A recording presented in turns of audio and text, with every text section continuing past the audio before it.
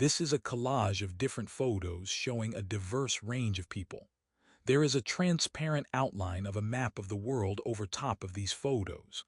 Photos around the outside, clockwise from the top left. A person is working outside on a laptop. A group of 4 people are sitting on a bench. This photo is a close-up of a person with darker skin tones eyes. A person wearing a construction hat and vest is using a jackhammer. This photo is a close-up of a person with medium skin tones eyes. People at a table are all listening to someone writing on a board during a meeting. 2 people in chef outfits are working together. This photo is a close-up of a person with lighter skin tones eyes. A woman is holding a baby. A room is filled with sewing machines in a row with people working at each machine. A group of 5 people in chef outfits are working together. The center-right photo shows a person with a bicycle. The center-left photo shows 2 people sitting against a concrete wall. Figure 8.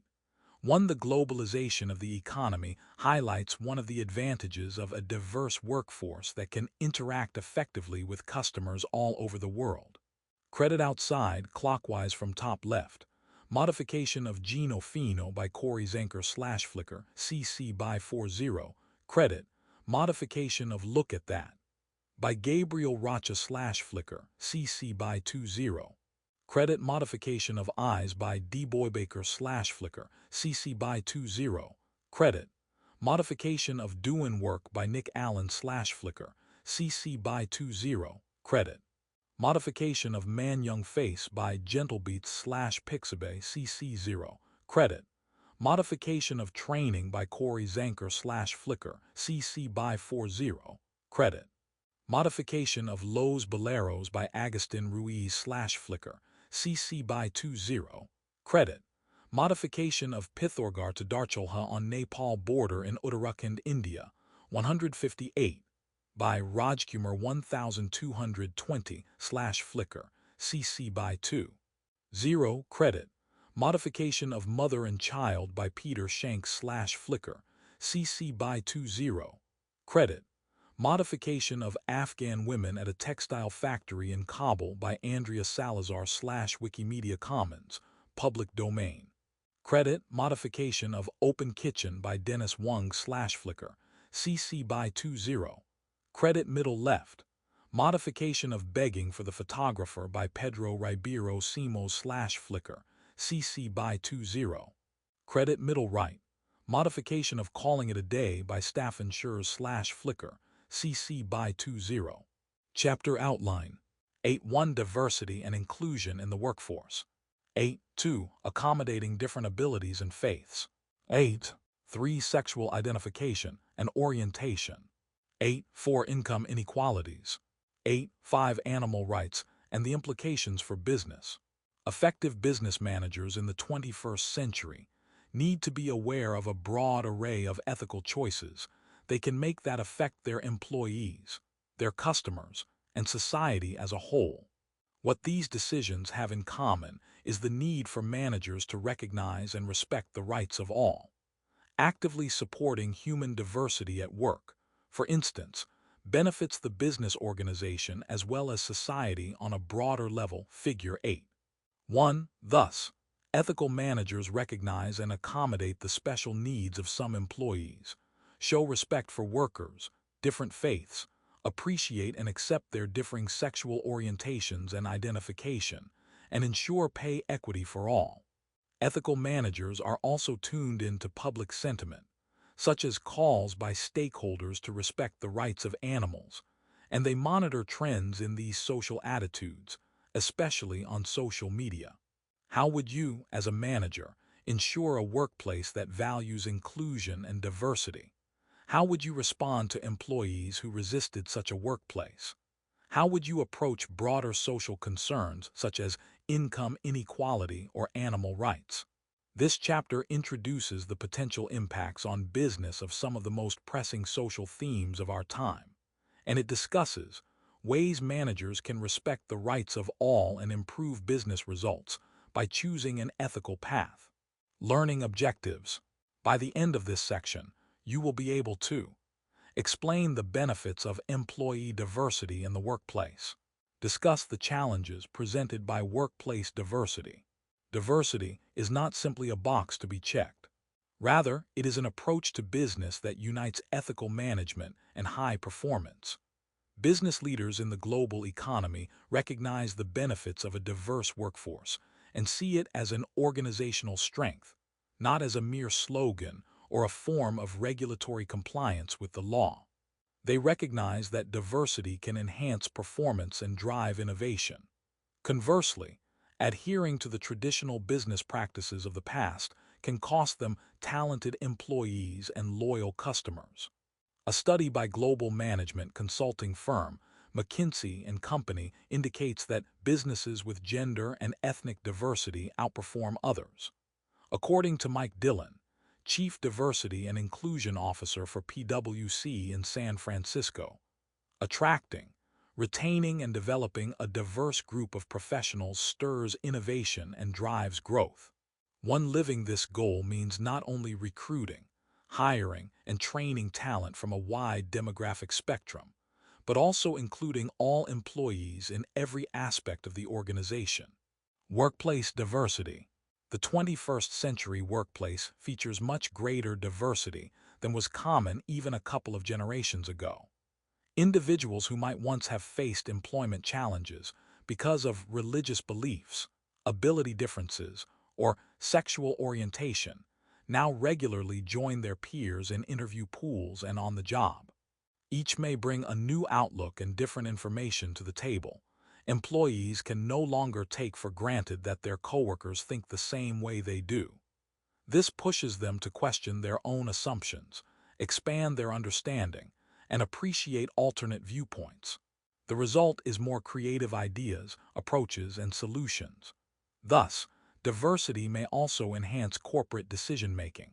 Communicating with those who differ from us may require us to make an extra effort and even change our viewpoint, but it leads to better collaboration and more favorable outcomes overall, according to David Rock, director of the Neuroleadership Institute in New York City, who says diverse coworkers challenge their own and others' thinking.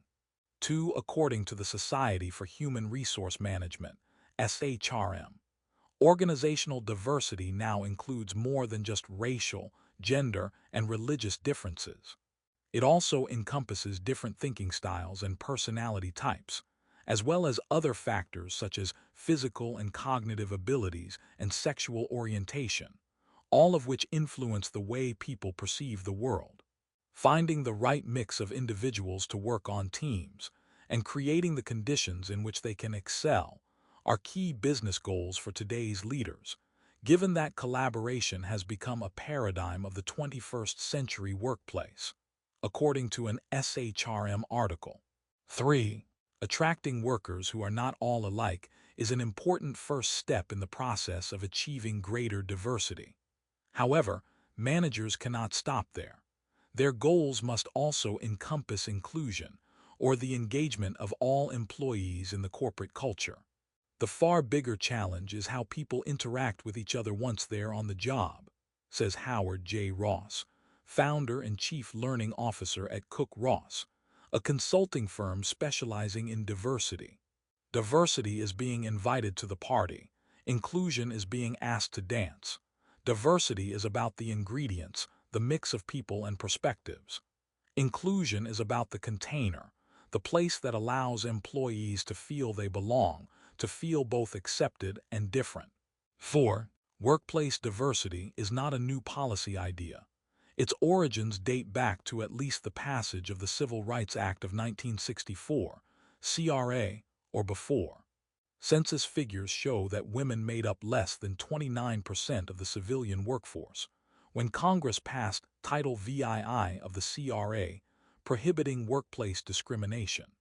After passage of the law, gender diversity in the workplace expanded significantly.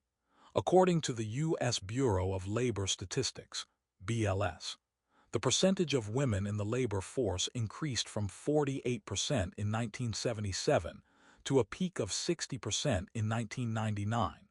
Over the last 5 years, the percentage has held relatively steady at 57%.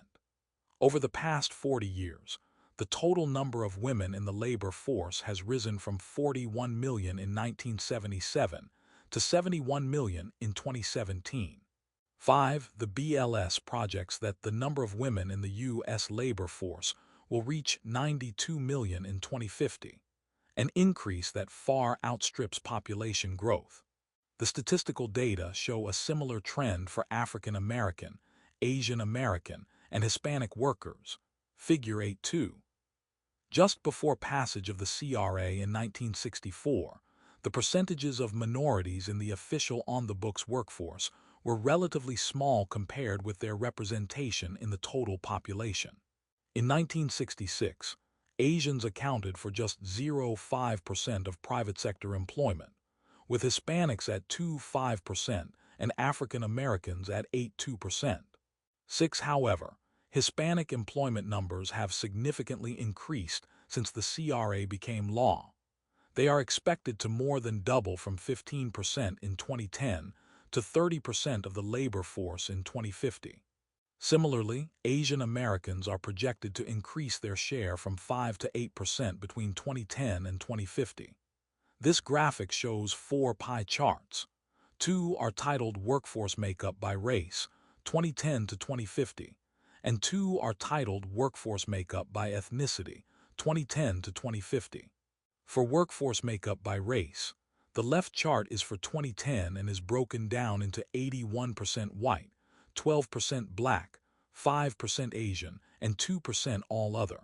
The right chart is for projected 2050 and is broken down into 75% white, 12% black, 8% Asian, and 5% all other.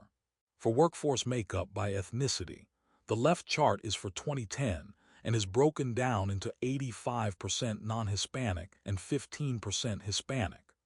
The right chart is for projected 2050 and is broken down into 70% non-Hispanic and 30% Hispanic. Figure 8. 2. There is a distinct contrast in workforce demographics between 2010 and projected numbers for 2050. Credit, attribution, copyright Rice University, OpenStax, under CC by 4. 0 license. Much more progress remains to be made, however. For example, many people think of the technology sector as the workplace of open-minded millennials. Yet Google, as one example of a large and successful company, revealed in its latest diversity statistics that its progress toward a more inclusive workforce may be steady, but it is very slow. Men still account for the great majority of employees at the corporation. Only about 30% are women, and women fill fewer than 20% of Google's technical roles. Figure 8.3. The company has shown a similar lack of gender diversity in leadership roles, where women hold fewer than 25% of positions. Despite modest progress, an ocean-sized gap remains to be narrowed. When it comes to ethnicity, approximately 56% of Google employees are white. About 35% are Asian, 3.5% are Latino, and 2.4% are Black, and of the company's management and leadership roles, 68% are held by white people. 7. This graphic shows 3 pie charts and is titled Google Workforce by Gender. The chart on the left is overall and is broken down into 69% men and 31% women. The chart in the middle is technology and is broken down into 80% men and 20% women. The chart on the right is leadership and is broken down into 75% men and 25% women. Figure 8. 3. Google is emblematic of the technology sector, and this graphic shows just how far from equality and diversity the industry remains. Credit, attribution, copyright Rice University, OpenStax, under CC by 40 license. Google is not alone in coming up short on diversity. Recruiting and hiring a diverse workforce has been a challenge for most major technology companies, including Facebook, Apple, and Yahoo, now owned by Verizon. All have reported gender and ethnic shortfalls in their workforces. The Equal Employment Opportunity Commission, EEOC, has made available 2014 data comparing the participation of women and minorities in the high technology sector with their participation in U.S. private sector employment overall, and the results show the technology sector still lags. 8. Compared with all private sector industries, the high technology industry employs a larger share of whites, 68.5%, Asian Americans 14%, and men 64%, and a smaller share of African Americans 74%, Latinos 8%, and women 36%. Whites also represent a much higher share of those in the executive category, 83.3%, whereas other groups hold a significantly lower share, including African Americans 2%, Latinos 3.1%, and Asian Americans 10.6%. In addition, and perhaps not surprisingly, 80% of executives are men and only 20% are women. This compares negatively with all other private sector industries, in which 70% of executives are men and 30% women. Technology companies are generally not trying to hide the problem. Many have been publicly releasing diversity statistics since 2014, and they have been vocal about their intentions to close diversity gaps. More than 30 technology companies, including Intel, Spotify, Lyft, Airbnb, and Pinterest, each signed a written pledge to increase workforce diversity and inclusion, and Google pledged to spend more than $100 million to address diversity issues. 9. Diversity and inclusion are positive steps for business organizations, and despite their sometimes slow pace, the majority are moving in the right direction. Diversity strengthens the company's internal relationships with employees and improves employee morale, as well as its external relationships with customer groups. Communication, a core value of most successful businesses, becomes more effective with a diverse workforce. Performance improves for multiple reasons, not the least of which is that acknowledging diversity and respecting differences is the ethical thing to do. 10. Adding value through diversity. Diversity need not be a financial drag on a company, measured as a cost of compliance with no return on the investment. A recent McKinsey & Company study concluded that companies that adopt diversity policies do well financially, realizing what is sometimes called a diversity dividend. The study results demonstrated a statistically significant relationship of better financial performance from companies with a more diverse leadership team, as indicated in Figure 8. 4. Companies in the top 25% in terms of gender diversity were 15% more likely to post financial returns above their industry median in the United States. Likewise, companies in the top 25% of racial and/or ethnic diversity were 35% more likely to show returns exceeding their respective industry median. 11. This graphic shows two sets of bar graphs titled Likelihood of Financial Performance Above Industry Median by Company Diversity Quartile. The first set of charts on the left shows gender-diverse companies. The bar on the right shows the first quartile and says 54 on it. The bar on the left shows the fourth quartile and says 47 on it.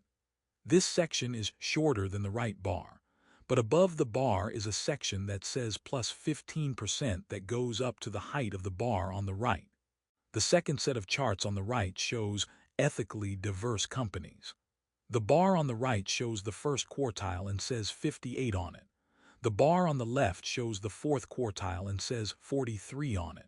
This section is shorter than the right bar, but above the bar is a section that says plus 35% that goes up to the height of the bar on the right. Figure 8. 4 companies with gender and ethnic diversity generally outperform those without it. Credit attribution. Copyright Rice University, OpenStax, under CC by 40 license. These results demonstrate a positive correlation between diversity and performance, rebutting any claim that affirmative action and other such programs are social engineering that constitutes a financial drag on earnings. In fact, the results reveal a negative correlation between performance and lack of diversity. with companies in the bottom 25% for gender and ethnicity or race proving to be statistically less likely to achieve above-average financial returns than the average companies. Non-diverse companies were not leaders in performance indicators. Positive correlations do not equal causation, of course, and greater gender and ethnic diversity do not automatically translate into profit.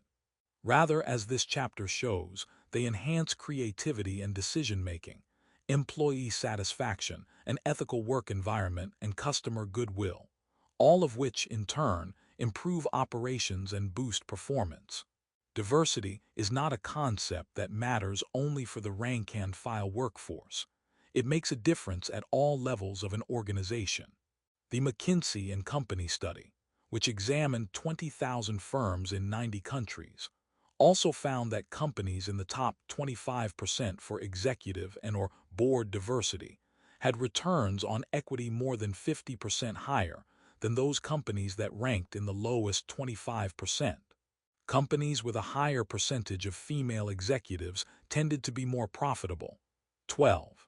Link to learning. Read the working paper. Is gender diversity profitable?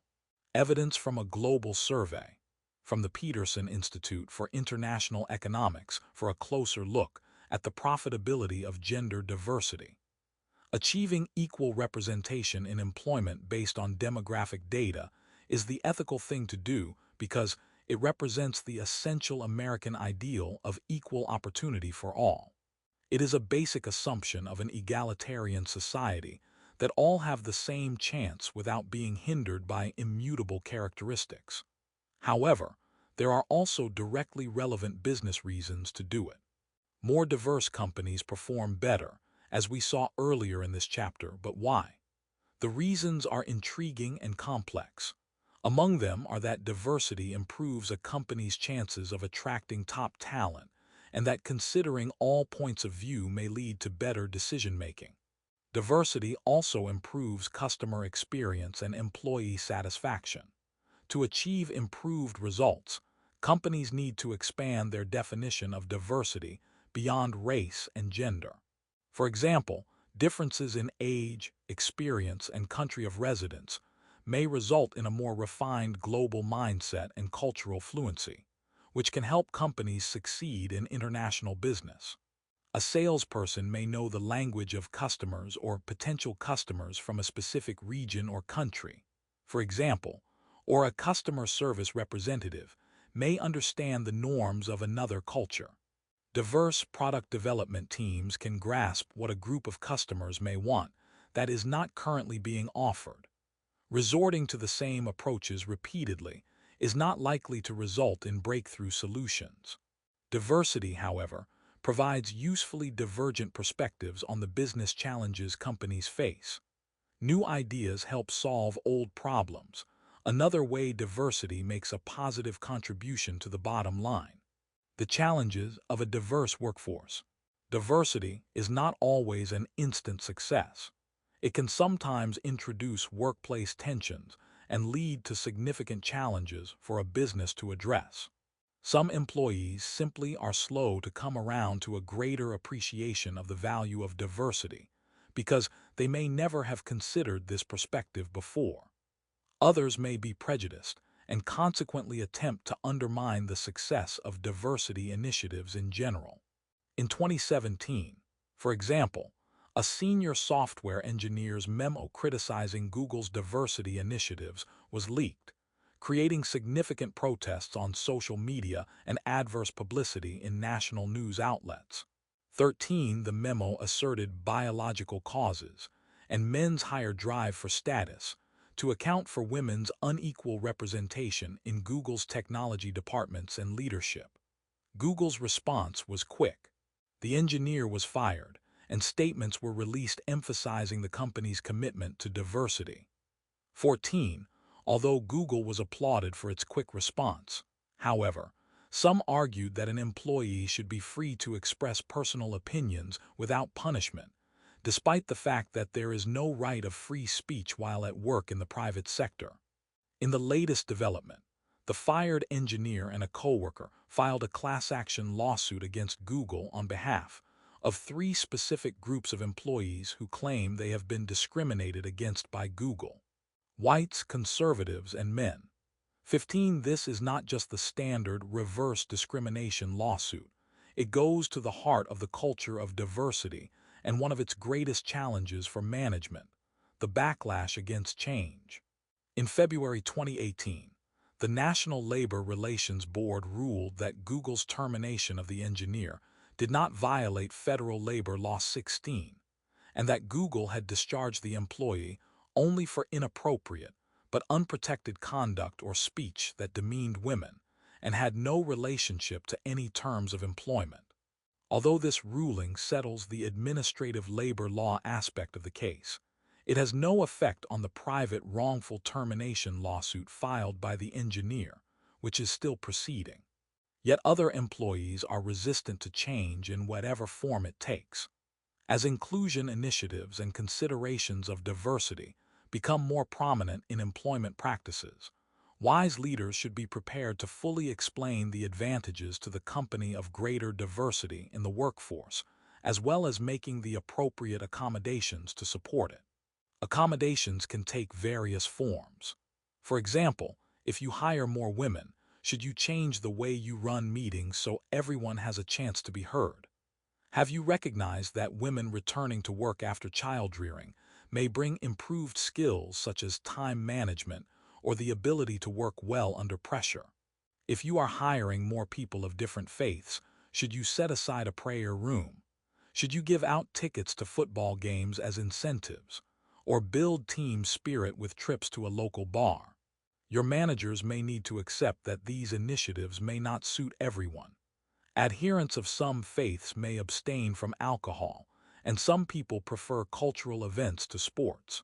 Many might welcome a menu of perks, from which to choose, and these will not necessarily be the ones that were valued in the past. Mentoring new and diverse peers can help erase bias and overcome preconceptions about others. However, all levels of a company must be engaged in achieving diversity, and all must work together to overcome resistance. Link to learning. Read this article for strategies on overcoming gendered meeting dynamics in the workplace from the Harvard Business Review. Cases from the real world. Companies with diverse workforces. Texas Health Resources, a Dallas area healthcare and hospital company, ranked number 1 among Fortune's best workplaces for diversity and No. 2 for best workplaces for African Americans. 17. Texas Health employs a diverse workforce that is about 75% female and 40% minority. The company goes above and beyond by offering English classes for Hispanic workers and hosting several dozen social and professional events each year to support networking and connections among peers with different backgrounds. It also offers same-sex partner benefits. Approximately 3% of its workforce identifies as LGBTQ, lesbian, gay, bisexual, transgender, queer, or questioning. Another company receiving recognition is Marriott International, ranked number 6 among best workplaces for diversity and number 7 among best workplaces for African Americans and for Latinos.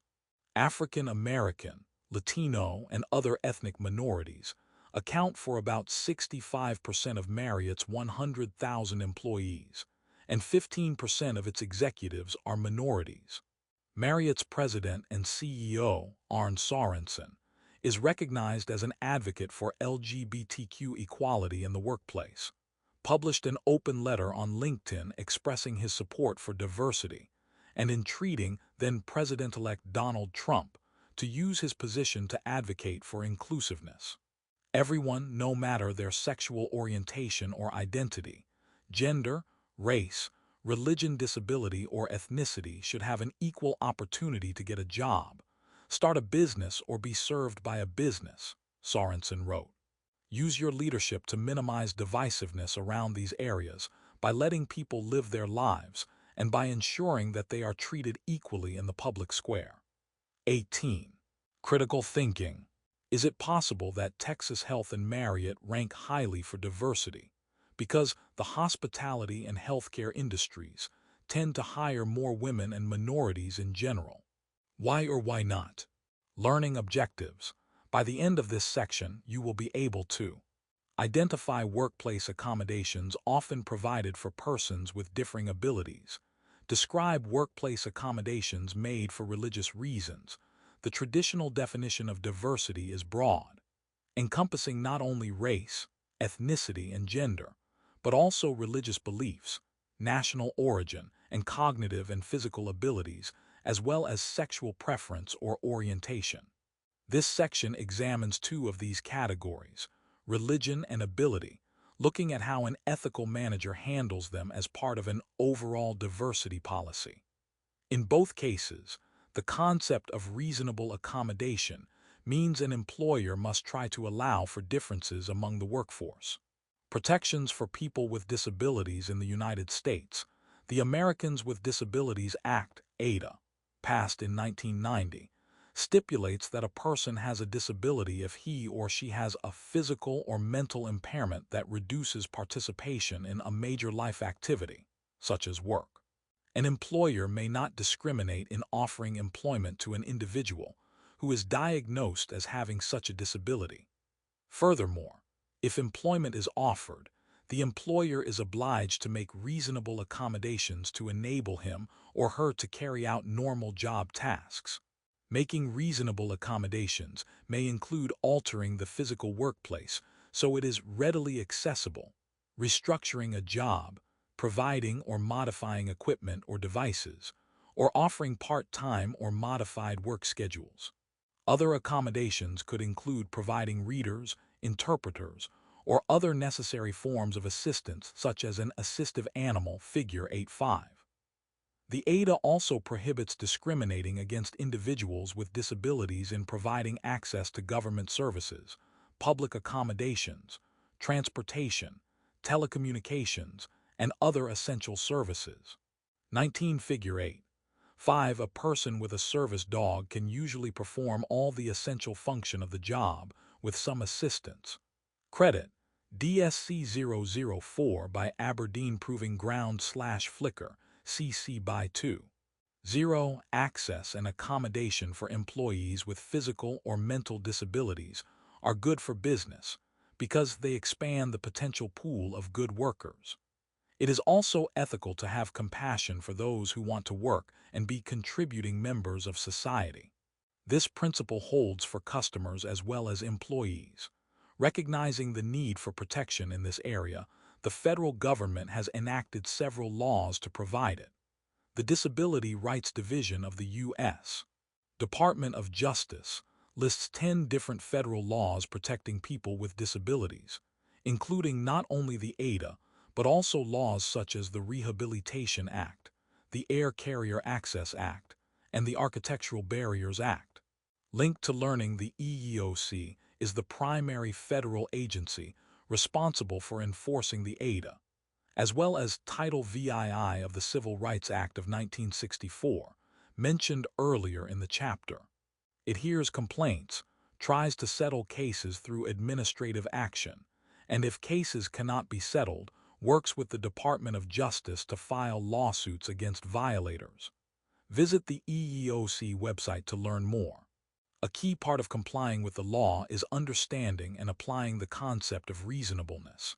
An employer is required to provide a reasonable accommodation to a qualified applicant or employee with a disability unless the employer can show that the accommodation would be an undue hardship.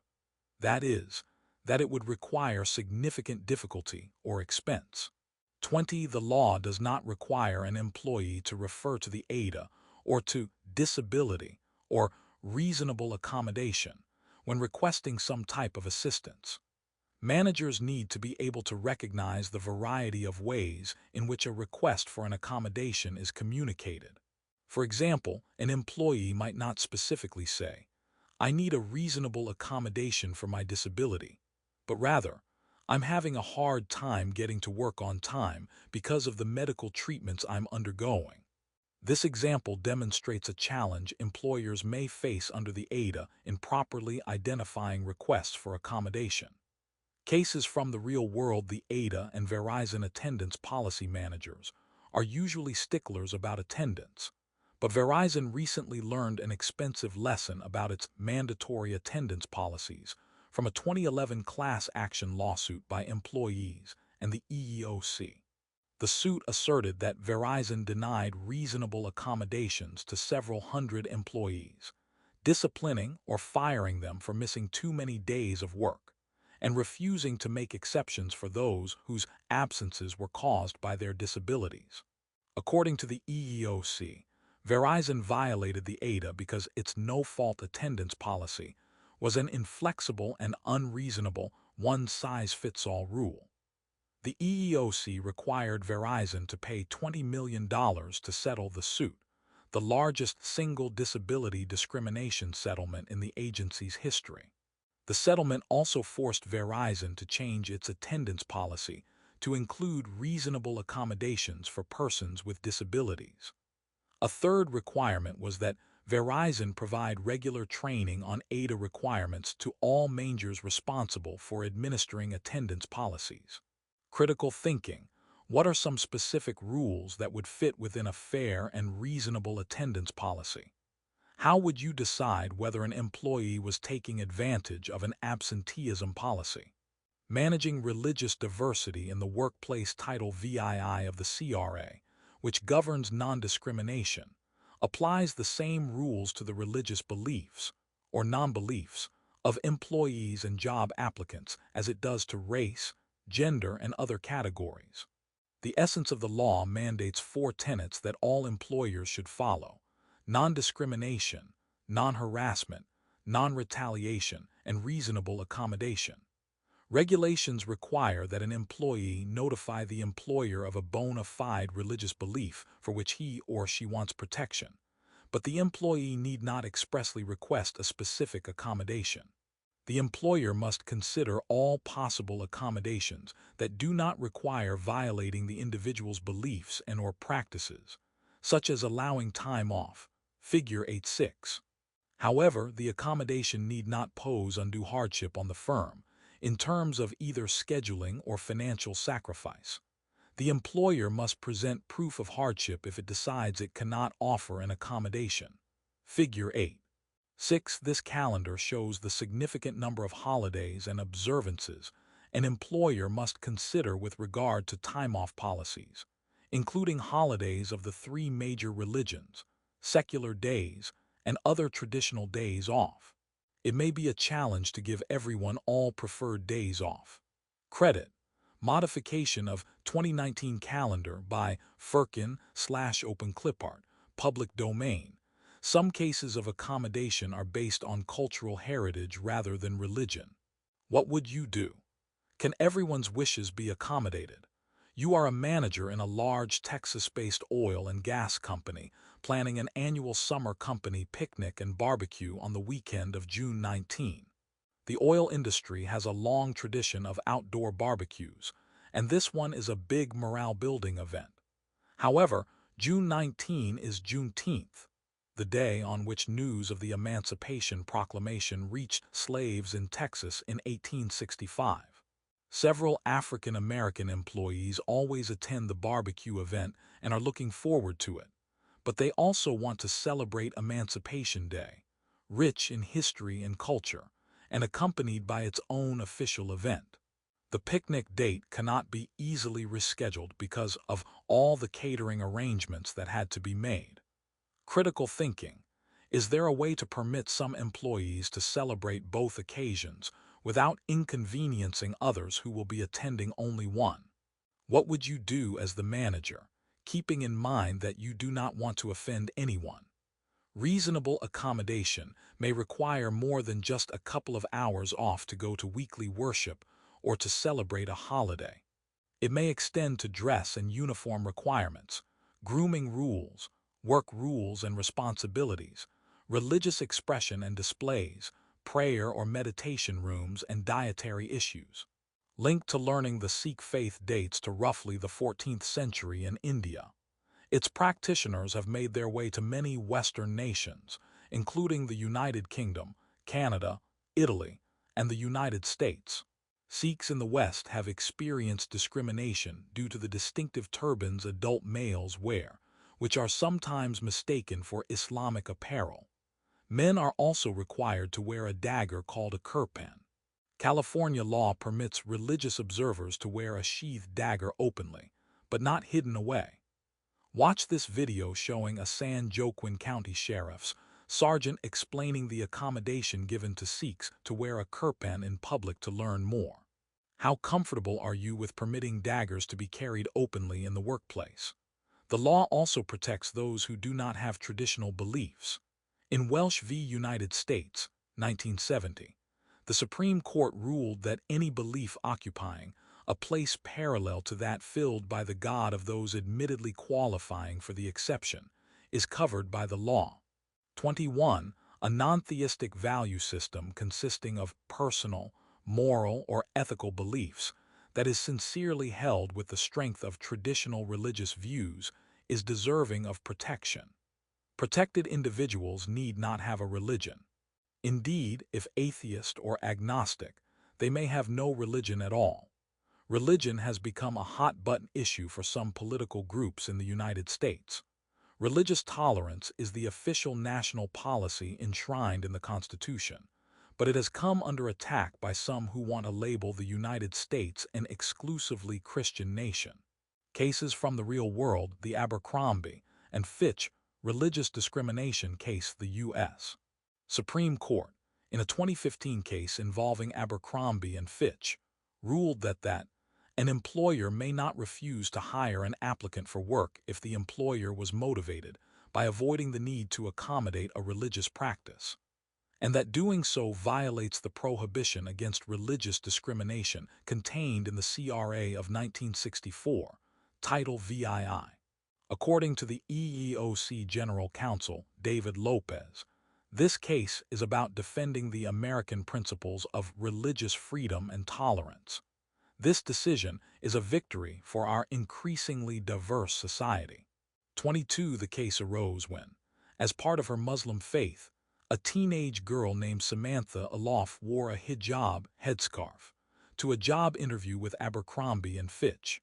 Alof was denied a job because she did not conform to the company's look policy, which Abercrombie claimed banned head coverings. Alof filed a complaint with the EEOC alleging religious discrimination, and the EEOC, in turn, filed suit against Abercrombie and Fitch, alleging it refused to hire Alof because of her religious beliefs and failed to accommodate her by making an exception to its look policy. I was a teenager who loved fashion and was eager to work for Abercrombie and Fitch, said Alof.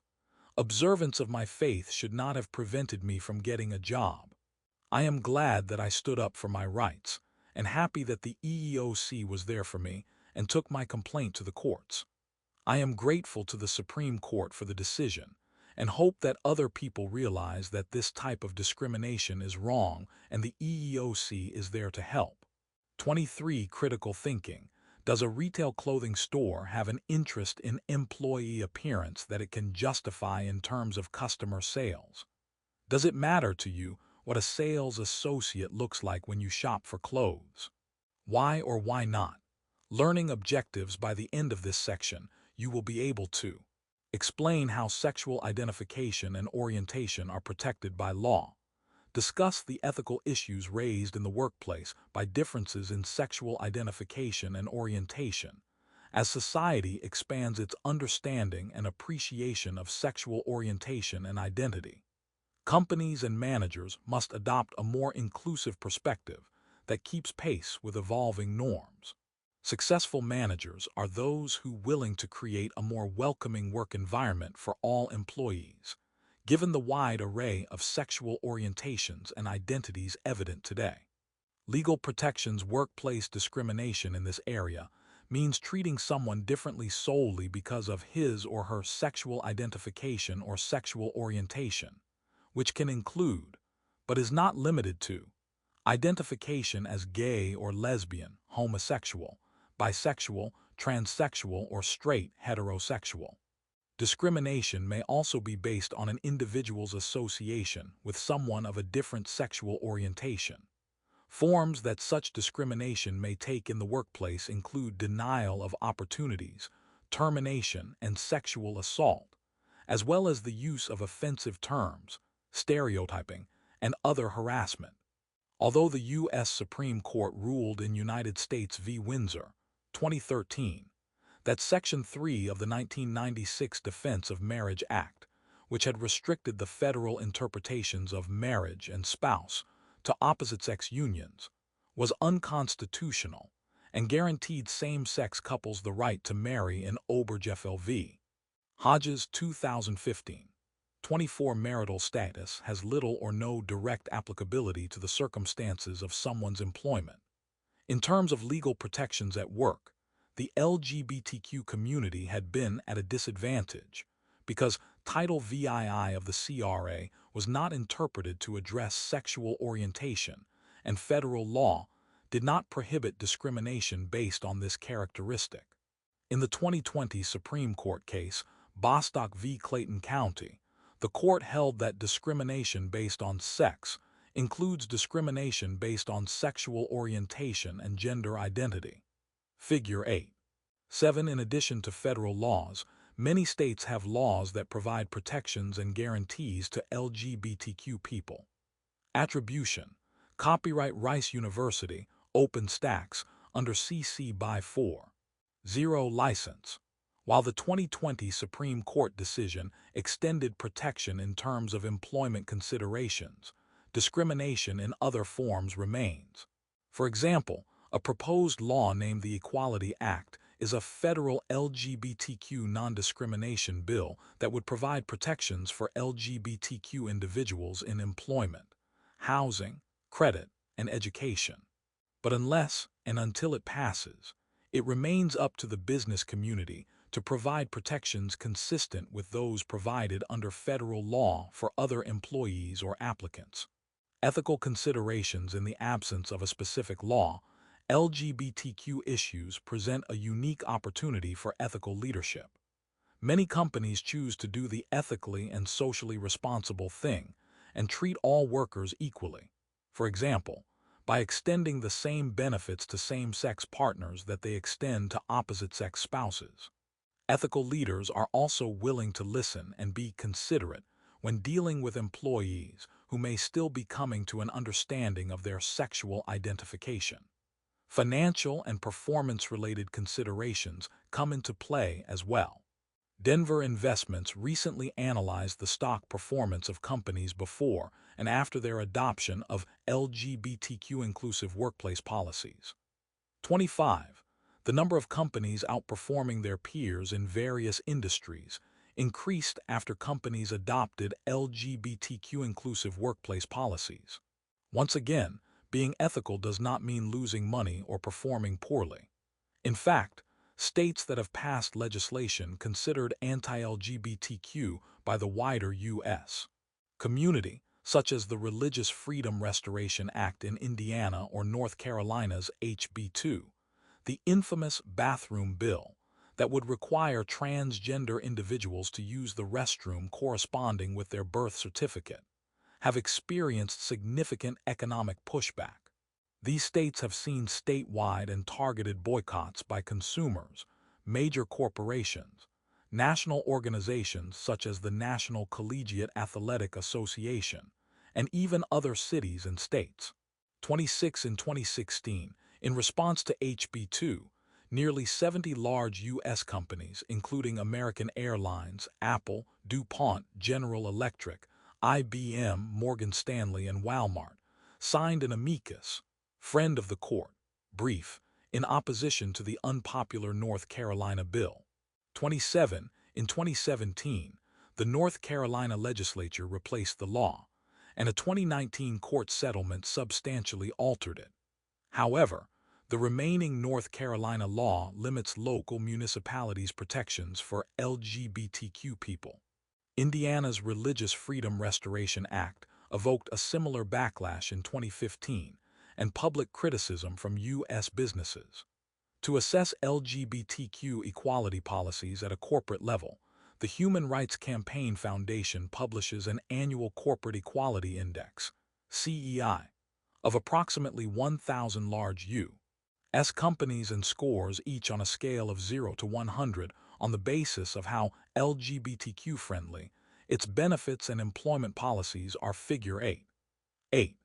More than 600 companies recently earned a perfect score in the 2018 CEI, including such household names as AT&T, Boeing, Coca-Cola, Gap Inc., General Motors, Johnson & Johnson, Kellogg, United Parcel Service, and Xerox.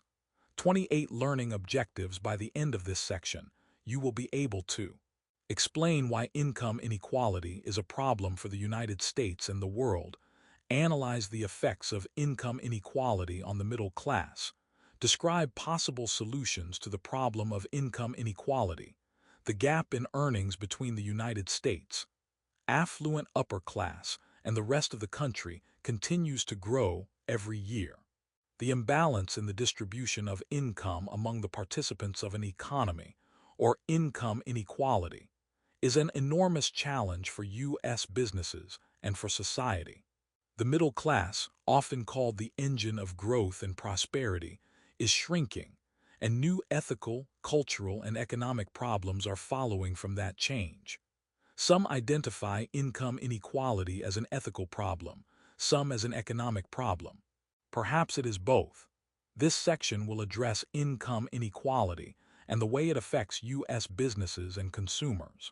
The middle class in the United States. Data collected by economic researchers at the University of California show that income disparities have become more pronounced over the past 35 years, with the top 10% of income earners averaging 10 times as much income as the bottom 90%, and the top 1% making more than 40 times what the bottom 90% does. 29. The percentage of total U.S. income earned by the top 1% increased from 8% to 22% during this period. Figure 8. 9 indicates the disparity as of 2015. Figure 8. 9. The 2015 data show the significant income disparity existing in the United States today, a gap that has increased significantly since 1980. Attribution. Copyright Rice University, OpenStax, under CC by 40 license. The U.S. economy was built largely on the premise of an expanding and prosperous middle class to which everyone had a chance of belonging. This ideal set the United States apart from other countries, in its own eyes and those of the world. In the years after World War II, the GI Bill and returning prosperity provided veterans with money for education, home mortgages, and even small businesses, all of which helped the economy grow. For the first time, many people could afford homes of their own, and residential home construction reached record rates. Families bought cars and opened credit card accounts. The culture of the middle class with picket fences, backyard barbecues, and black and white televisions had arrived. Television shows such as Leave It to Beaver and Father Knows best reflected the good life desired by many in this newly emerging group. By the mid-1960s, middle-class wage earners were fast becoming the engine of the world's largest economy. The middle class is not a homogeneous group, however. For example, split fairly evenly between Democratic and Republican parties. The middle class helped elect Republican George W. Bush in 2004 and Democrat Barack Obama in 2008 and 2012. And of course, a suburban house with a white picket fence represents a consumption economy, which is not everyone's idea of utopia, nor should it be.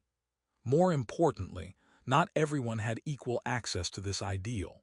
But one thing almost everyone agrees on is that a shrinking middle class is not good for the economy. Data from the International Monetary Fund indicate the U.S. middle class is going in the wrong direction.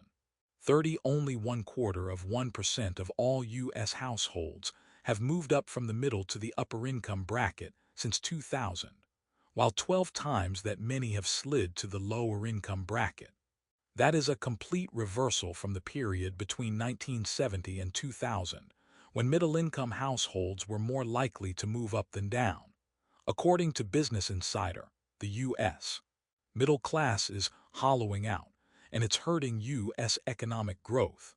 31 Not only has the total wealth of middle-income families remained flat, figure 8. 10, but the overall percentage of middle-income households in the United States has shrunk from almost 60% in 1970 to only 47% in 2014, a very significant drop. Because consumers of comfortable means are a huge driver of the U.S. economy, with their household consumption of goods and services like food, energy, and education making up more than two-thirds of the nation's gross domestic product, GDP. The downward trend is an economic challenge for corporate America and the government. Business must be part of the solution, but exactly what can U.S. companies do to help address income inequality? Figure 8. 10 Lower and middle-class wealth has remained stagnant or shrunk for the past 35 years while upper-class wealth has doubled. Attribution. Copyright Rice University, OpenStax, under CC by 40 license. Addressing income inequality. Robert Reich was U.S. Secretary of Labor from 1993 to 1997 and served in the administrations of three presidents, Gerald Ford, Jimmy Carter, and Bill Clinton. He is one of the nation's leading experts on the labor market and the economy, and is currently the Chancellor's Professor of Public Policy at University of California, Berkeley, and a Senior Fellow at the Blum Center for Developing Economies. Reich recently told this story. I was visited in my office by the chairman of one of the country's biggest high-tech firms. He wanted to talk about the causes and consequences of widening inequality and the shrinking middle class, and what to do about it. Reich asked the chairman why he was concerned. Because the American middle class is the core of our customer base. If they can't afford our products in the years ahead, we're in deep trouble. 32 Reich is hearing a similar concern from a growing number of business leaders who see an economy that is leaving out too many people. Business leaders know the U.S. economy cannot grow when wages are declining, nor can their businesses succeed over the long term without a growing or at least a stable middle class. Other business leaders, such as Lloyd Blankfein, CEO of Goldman Sachs, have also said that income inequality is a negative development. Reich quoted Blankfein, "It is destabilizing the nation and is responsible for the divisions in the country. Too much of the GDP over the last generation has gone to too few of the people." 33 Some business leaders, such as Bill Gross, chair of the world's largest bond trading firm, suggest raising the federal minimum wage, currently $7.25 per hour for all employers doing any type of business in interstate commerce, e.g., sending or receiving mail out of state, or for any company with more than $500,000 in sales. Many business leaders and economists agree that a higher minimum wage would help address at least part of the problem of income inequality.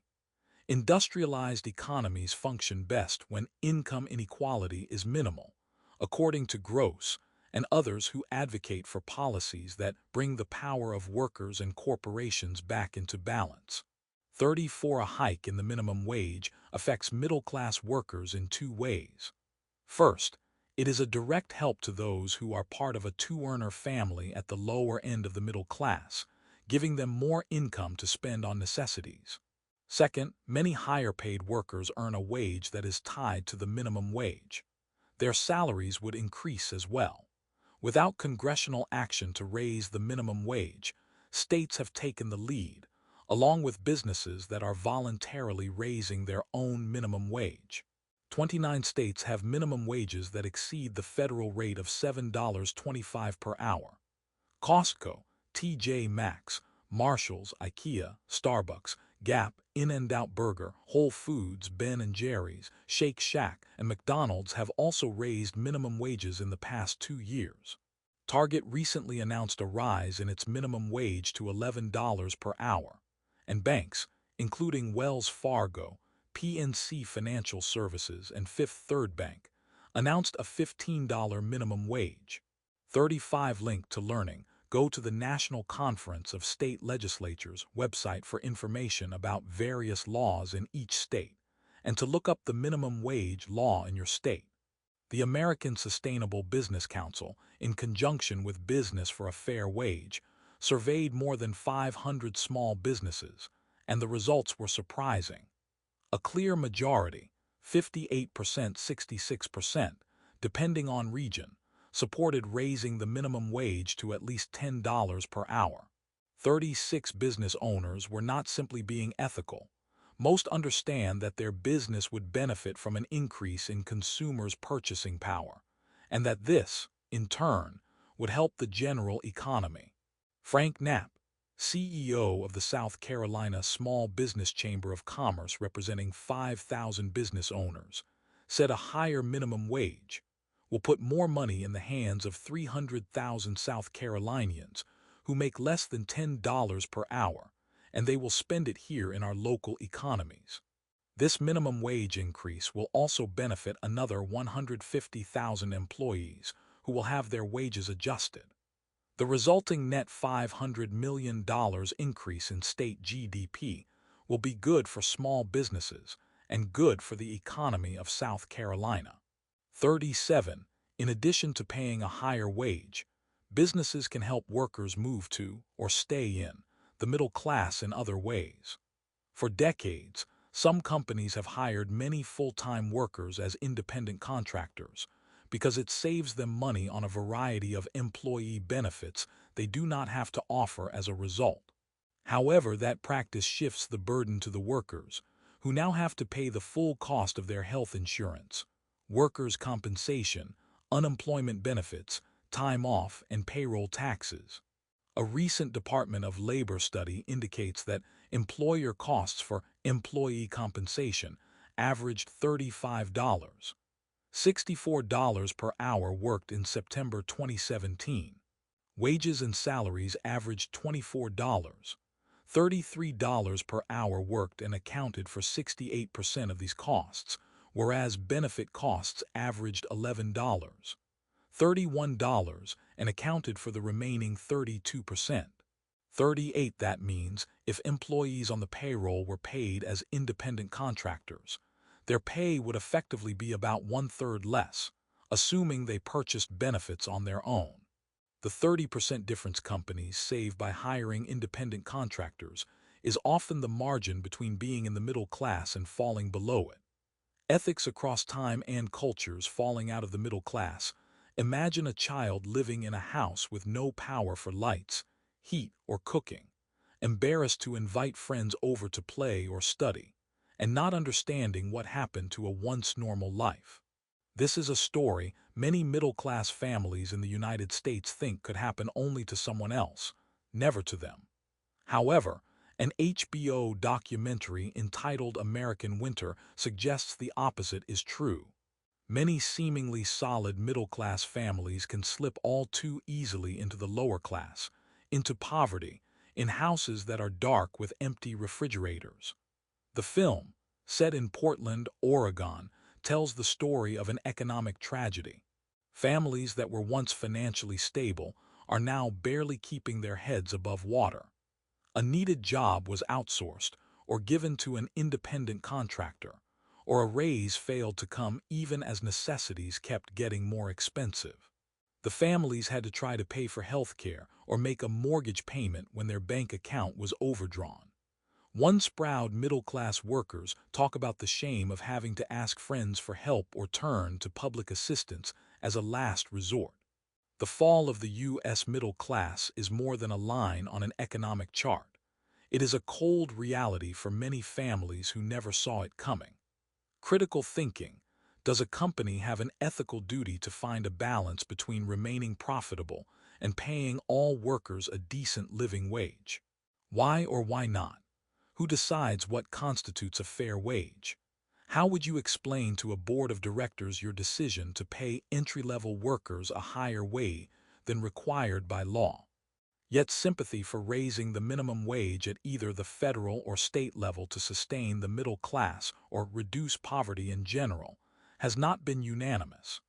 Indeed, some economists have questioned whether a positive correlation exists between greater wages and a lowering of the poverty rate. Representative of such thought is the work of David Newmark, an economist at the University of California, Irvine, and William L. Washer, a longtime economic researcher on the staff of the Board of Governors of the Federal Reserve System. They argue that, however well-meaning such efforts might be, simply raising the minimum wage can be counterproductive to driving down poverty. Rather, they maintain, the right calculus for achieving this goal is much more complex. As they put it, we are hard-pressed to imagine a compelling argument for a higher minimum wage when it neither helps low-income families nor reduces poverty. Instead, the federal and state governments should consider a series of steps, such as the Earned Income Tax Credit, that would be more effective in mitigating poverty. 39. Pay equity as a corollary of income equality. The issue of income inequality is of particular significance as it relates to women. According to the World Economic Forum, WEF, gender inequality is strongly associated with income inequality. 40. The WEF studied the association between the two phenomena in 140 countries over the past 20 years and discovered they are linked virtually everywhere, not only in developing nations. The issue of pay discrimination is addressed elsewhere in this textbook. However, the issue merits mention here as a part of the bigger picture of equality in the workplace. Adding to the disparity in income between men and women is the reality that many women are single mothers with dependent children and sometimes grandchildren. Hence, any reduction in their earning power has direct implications for their dependents, too, constituting injustice to multiple generations. According to multiple studies, including those by the American Association of University Women and the Pew Research Center, on average, women are paid approximately 80% of what men are paid. 41 laws that attempt to address this issue have not eradicated the problem. A recent trend is to take legislative action at the state rather than the federal level. A New Jersey law, for example, was named the Diane B. Allen Equal Pay Act to honor a retired state senator who experienced pay discrimination. 42. It will be the strongest such law in the country, allowing victims of discrimination to seek redress for up to 6 years of underpayment, and monetary damages for a prevailing plaintiff will be tripled. The most significant part of the law, however, is a seemingly small change in wording that will have a big impact. Rather than requiring equal pay for equal work, as does the federal law and most state laws aimed at the gender wage gap, the Diane B. Allen Equal Pay Act will require equal pay for substantially similar work. This means that if a New Jersey woman has a different title than her male colleague but performs the same kinds of tasks and has the same level of responsibility, she must be paid the same. The new law recognizes that slight differences in job titles are sometimes used to justify pay differences, but in reality are often arbitrary. Minnesota recently passed a similar law, but it applies only to state government employees, not private sector workers. It mandates that women be paid the same for comparable jobs and analyzes the work performed on the basis of how much knowledge, problem-solving, and responsibility is required, and on working conditions rather than merely on job titles. Ethical business managers will see this trend as an effort to address an ethical issue that has existed for well over a century, and will follow the lead of states such as New Jersey and Minnesota. A company can help solve this problem by changing the way it uses job titles and creating a compensation system built on the ideas behind these two laws, which focus on job characteristics and not titles. Figure 8. The Human Rights Campaign Foundation publishes an annual Corporate Equality Index to assess the LGBTQ equality policies of major U.S. corporations. A perfect score on the index is 100. These are the 10 states with the highest percentages of 100 score companies as of 2014-2015. Attribution. Copyright Rice University, OpenStax, under CC by 4. 0 license. Link to learning. Read the Human Rights Campaign's 2018 report for more on the Human Rights Campaign's CEI and its criteria.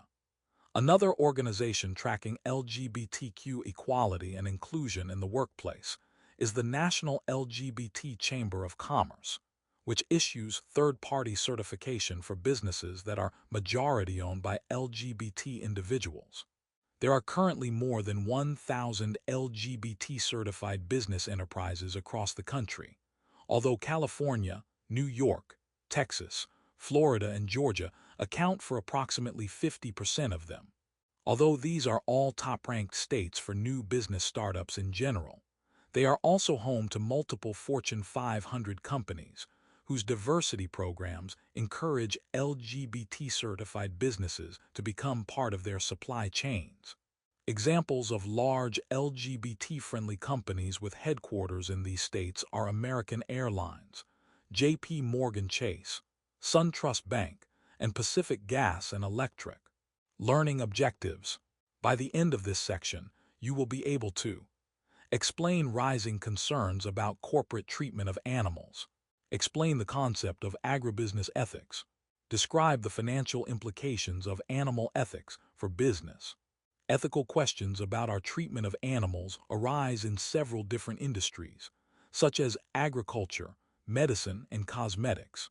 This section addresses these questions because they form part of the larger picture of the way society treats all living things, including non-human animals as well as the environment. All states in the United States have some form of laws to protect animals. Some violations carry criminal penalties, and some carry civil penalties. Consumer groups and the media have also applied pressure to the business community to consider animal ethics seriously, and businesses have discovered money to be made in the booming business of pets. Of course, as always, we should acknowledge that culture and geography influence our understanding of ethical issues at a personal and a business level. A brief history of the animal rights movement. Rhode Island, along with Boulder, Colorado, and Berkeley, California, led the way in enacting legislation recognizing individuals as guardians, not owners, of their animals, thus giving animals legal status beyond being just items of property. Many U.S. colleges now teach courses on animal rights law. There is strong support for granting fundamental legal rights to animals, and some attorneys, scientists, and ethicists dedicate their careers to animal rights. The animal movement started in the late 19th century when the American Society for the Prevention of Cruelty to Animals, ASPCA, was formed, along with the American Humane Association. The American Welfare Institute and the Humane Society of the United States, HSUS, were established in the 1950s. The first federal animal protection law, the Humane Slaughter Act, was passed in the 1950s to avoid unnecessary suffering to farm animals, 10 billion of which are killed every year. The most important U.S. law forbidding cruelty to animals in laboratory settings was enacted in 1966. The Animal Welfare Act requires basic humane conditions to be maintained for animals in testing facilities. Finally, in the 1970s and 1980s, the modern animal rights social movement emerged. It has led to an increased awareness of animal ethics by consumers and businesses. However, despite significant progress, research using animals for product testing continues to be controversial in the United States, particularly because improved technology has offered humane and effective alternatives. The use of animals in biomedical research has drawn slightly less negative reaction than in consumer product testing because of the more critical nature of the research. Though animal welfare laws have ameliorated some of the pain of animals used in biomedical research, ethical concerns remain, and veterinarians and physicians are demanding change. as are animal rights groups and policy and ethics experts. Increased integration of ethics in business conduct is operating alongside the desire to recognize animal rights, the entitlement of non-human animals to ethical treatment, the ethics of what we eat, concern for the welfare of animals beyond pets brings us to the agribusiness industry. This is where groups such as the ASPCA and HSUS have been particularly active. Agribusiness is a huge industry that provides us with the food we eat, including plant-based and animal-based foodstuffs. The industry has changed significantly over the past century, evolving from one consisting primarily of family and/or small businesses to a much larger one dominated mostly by large corporations. Aspects of this business with relevant and interrelated ethical questions range from ecology, animal rights and economics, to food safety and long-term sustainability. Figure 811. To achieve a high level of sustainability in the world's food supply chain, all stakeholders, the political sector, the business sector, the finance sector, the academic sector, and the consumer, must work in concert to achieve an optimal result, and a cost-benefit analysis of ethics in the food industry should include a recognition of all their concerns. Figure 8:11. Each of the ethical considerations relating to agribusiness is interdependent with the others. For example, safe food production is a responsible use of natural resources, and consumers want to make informed choices based on responsible animal husbandry. Attribution. Copyright Rice University, OpenStax, under CC BY 40 license. Experts predict that for us to meet the food needs of the world's population, we will need to double food production over the next 50 years. Given this, a high priority in the agribusiness industry ought to be to meet this demand for food at a reasonable price with products that are not a threat to human health and safety, animal health, or the limited resources in Earth's environment. However, to do so requires attention to factors such as soil and surface water conservation and protection of natural land and water areas. Furthermore, the treatment of animals by everyone in the livestock chain, e.g., livestock farmers, dealers, fish farmers, animal transporters, slaughterhouses, must be appropriate for a society with high legal and ethical standards. The food chain can be truly sustainable only when it safeguards the social welfare and living environment of the people working in it. This means eliminating corruption, human rights violations, including forced labor and child labor, and poor working conditions. We must also encourage and empower consumers to make informed choices, which includes enforcing labeling regulations and the posting of relevant and accurate dietary information. Finally, an analysis of the food supply chain must also include an awareness of people's food needs and preferences.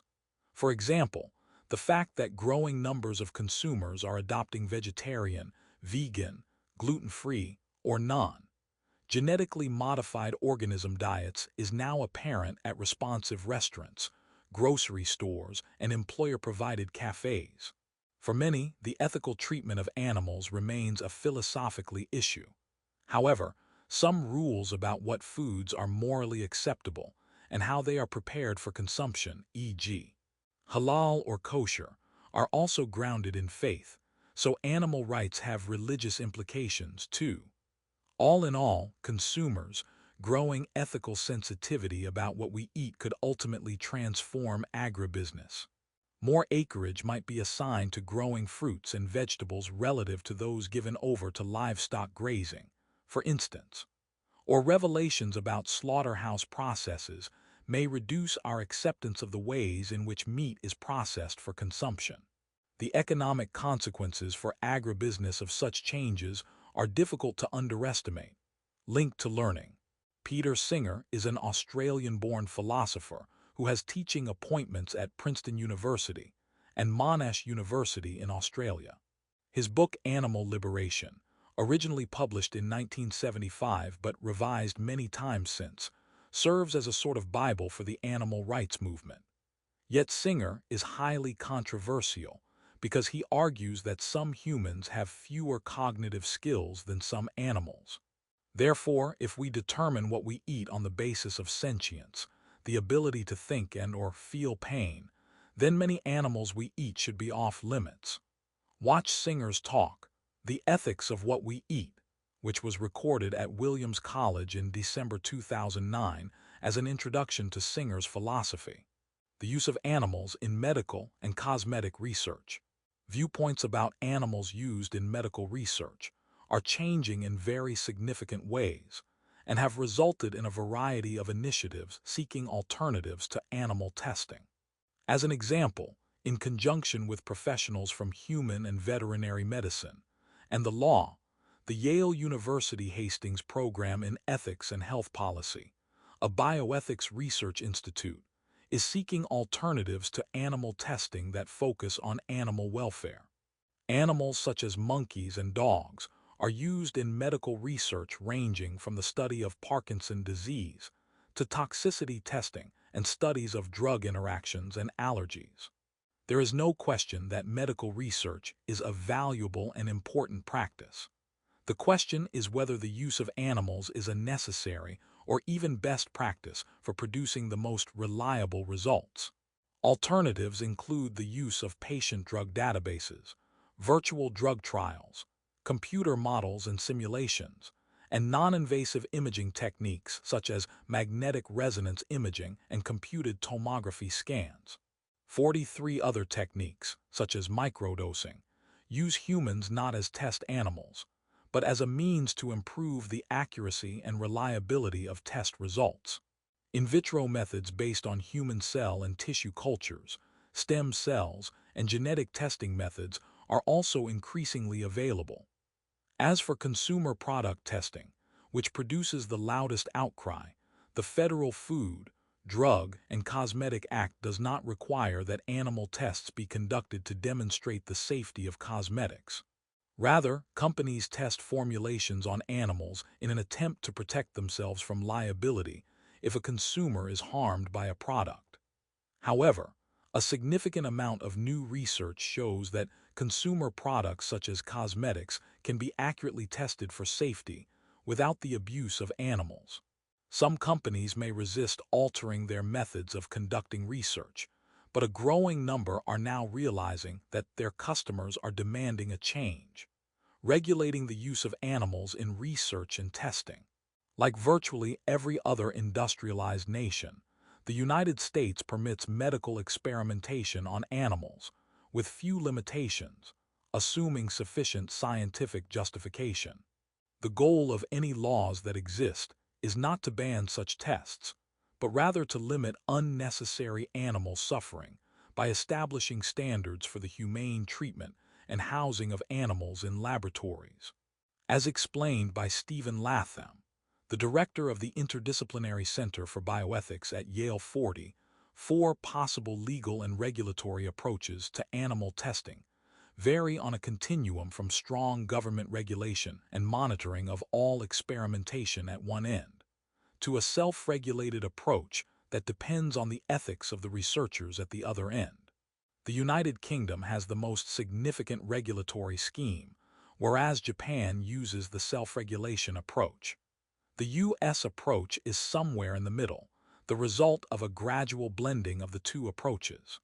A movement has begun to win legal recognition of chimpanzees as the near equivalent of humans, therefore, as persons with legal rights. This is analogous to the effort called environmental justice, an attempt to do the same for the environment, discussed in the section on environmental justice in 3 special stakeholders: society, the environment, and government. A nonprofit organization in Florida, the Non-Human Rights Project, is an animal advocacy group that has hired attorneys to present a theory in court that 2 chimpanzees, Tommy and Kiko, have the legal standing and right to be freed from cages to live in an outdoor sanctuary, Figure 8. 12. In this case, the attorneys have been trying for years to get courts to grant the chimps habeas corpus, Latin for "you shall have the body," a right people have under the U.S. Constitution when held against their will. To date, this effort has been unsuccessful. 45. The courts have extended certain constitutional rights to corporations, such as the First Amendment right to free speech, in the 2010 Citizens United case. Therefore, some reason, a logical extension of that concept would hold that animals and the environment have rights as well. Figure 8. 12. This is Tommy the chimpanzee's home, a stretch of the word by any definition. The question in the court case brought on behalf of Tommy and Kiko, another chimpanzee, is whether animals should have the right of habeas corpus to be freed from involuntary confinement. Credit from the film Unlocking the Cage, directed by Chris Hedges and Dia Pennebaker. Copyright 2015 Pennebaker Hedges Films, Inc., all rights reserved, used with permission. In cosmetic testing, the United States has relatively few laws protecting animals, whereas about 40 other nations have taken more direct action. In 2013, the European Union banned animal testing for cosmetics and the marketing and sale of cosmetics tested on animals. Norway and Switzerland passed similar laws. Outside Europe, a variety of other nations, including Guatemala, India, Israel, New Zealand, South Korea, Taiwan, and Turkey, have also passed laws to ban or limit cosmetic animal testing. U.S.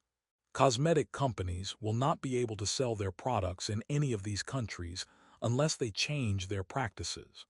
The Humane Cosmetics Act has been introduced but not yet passed by Congress.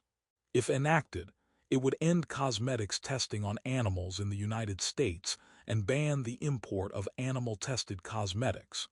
46. However, in the current anti-regulatory environment, passage seems unlikely. Cases from the real world. Beagle's Freedom Project. Beagles are popular pets because, like most dogs, they are people pleasers, plus they are obedient and easy to care for. Figure 813. These same qualities make them the primary breed for animal testing. 96% of all dogs used in testing are beagles, leading animal rights groups like the Beagle Freedom Project to make rescuing them a priority. 47. Even animal activists have to compromise to make progress, however, as the director of Beagle Freedom explains. We have a policy position against animal testing. We do like it philosophically, scientifically, even personally. But that doesn't mean we can't find common ground, a common-sense solution, to bridge two sides of a very controversial and polarizing debate, which is animal testing, and find this area in the middle where we can get together to help animals. 48. Figure 813. Through local events such as this one in Redondo Beach, California, the Beagle Freedom Project aims to raise awareness of the conditions prevalent for many dogs used in laboratory experimentation. Credit, modification of Jenny Oatzel 46150 by TDXRB/Flickr, CC by 20. Dogs used as subjects in laboratory experiments live in stacked metal cages with only fluorescent light, never walk on grass, and associate humans with pain. In toxicology testing, they are exposed to toxins at increasing levels to determine at what point they become ill. Before a beagle can be rescued, the laboratory has to agree to release it, which can be a challenge. If the laboratory is willing, the Beagle Freedom Project still has to negotiate, which usually means paying for all costs, including veterinary care and transportation, and absolving the laboratory of all liability, and then find the dog a home. Alternatives to testing on beagles include three-dimensional human skin equivalent systems and a variety of advanced computer-based models for measuring skin irritation. For instance, according to the New England Anti-Vivisection Society, non-animal tests are often more cost-effective, practical, and expedient. Some produce results in a significantly shorter time. 49. Critical thinking. Why have U.S. cosmetics companies continued to use beagles for testing when there are more humane alternatives at lower costs? According to the Humane Society of the United States, a more realistic alternative approach is to develop non-animal tests that could provide more human safety data. including information about cancer and birth defects related to new products. Consumer pressure can also influence change.